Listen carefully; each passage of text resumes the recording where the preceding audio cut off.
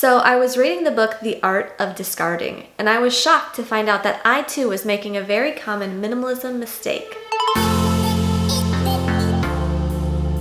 Like the author of this book, I would describe myself as someone who is intentionally trying to live a highly efficient, clutter-free life surrounded only by the most carefully selected objects. Yet I can assure you that even in my house, things proliferate, things inevitably accumulate.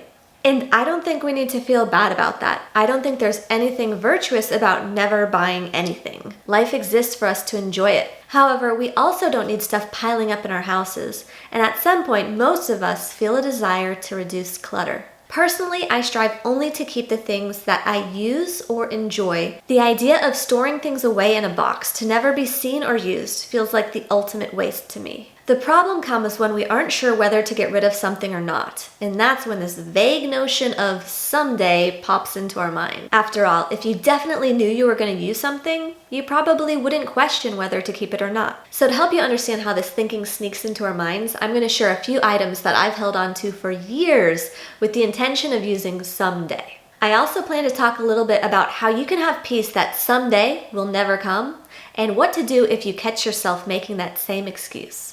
I was required to buy these when I took a scuba diving class in college about 14 years ago. They were always a little small to begin with, but let me try them on. They still technically fit. Oh, this part of the material has deteriorated from age, but it doesn't affect the overall function. I can't think of a time that I will go scuba diving anytime soon. If I did, I could rent those fins where the shoe is attached. Now that I think about it, all the times I went scuba diving since college, I didn't have these anyway. But actually, I don't have any water shoes, so I should probably keep these in case I go kayaking someday. Now you're probably laughing, but I kid you not, those were my exact thoughts when I questioned whether or not to keep these shoes again just a few days ago. But when I was reading in the book about some time, I instantly knew I was guilty as charged. And it's finally time to say thank you for your service and goodbye. I got this book when I was in the Peace Corps 11 years ago. It was a tool to help Cambodians understand their true history, which was often missing from their history books. I never read it cover to cover then, and I still haven't now.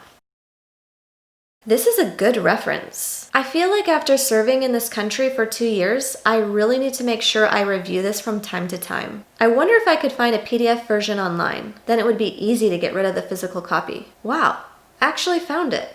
But this physical copy is really nice. If I ever gave a talk about my experience someday, this would be a great thing to put on the table. The third goal of Peace Corps is to strengthen Americans' understanding about the world and its peoples. So that is my duty, and I should keep this. It sounds so silly when I say it out loud, yet this book has still been in my house after all these years. Thank you, and goodbye. This is a newer item. It's a table runner. I bought it last year when I hosted Thanksgiving for my in-laws and neighbors. We had a huge table back then, and I wanted something to protect it from all the warm dishes.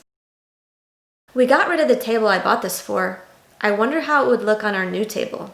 It's pretty long. I suppose it doesn't matter though, because I could never use something like this now with my 1-year-old. It was under $20, but I still remember being on the fence about buying it to begin with. It seems like such a waste to donate it now after only using it once. It definitely sparks joy. I really love the stripes and color. Maybe someday we'll get a bigger table and I can use it again then. I have no idea what the future holds or where we'll be living even a year from now. If I think back to all the other places we've lived in the past 10 years, we've never had a table bigger than the one we currently have now. Do I really want to commit to storing something I can't use indefinitely? I'd rather have someone else use it than have it waste away in my closet. Thank you. You sparked joy for me on that special Thanksgiving, but I have no need for you now. This is my prom dress from high school over 15 years ago.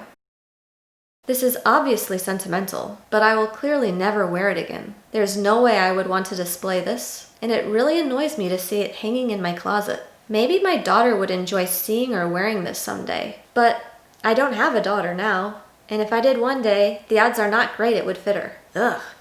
Look at these stains from when my sister borrowed it and never cleaned it.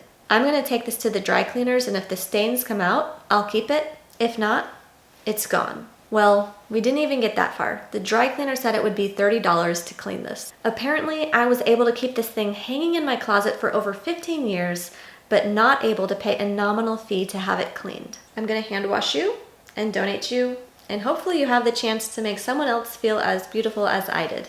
Now that you understand this excuse and how we sometimes use it to justify keeping things we will probably never use, how can we be sure we won't feel regret someday? Well, it helps to understand that ultimately the sometime mentality is another version of the waste mentality. You don't want to dispose of something because it's a waste. If you keep it, you feel there'll be a chance you'll use it someday, but you have no idea when that might be. But the truth is, keeping the item is also a form of waste. It's a waste of space in your home. It's a waste of the item's own usefulness and potential. It's a waste of the world's resources. And it's a waste of our own mental energy when items are subconsciously nagging us every time we see them or think of them. Remember this table runner? Let's say it cost me $20.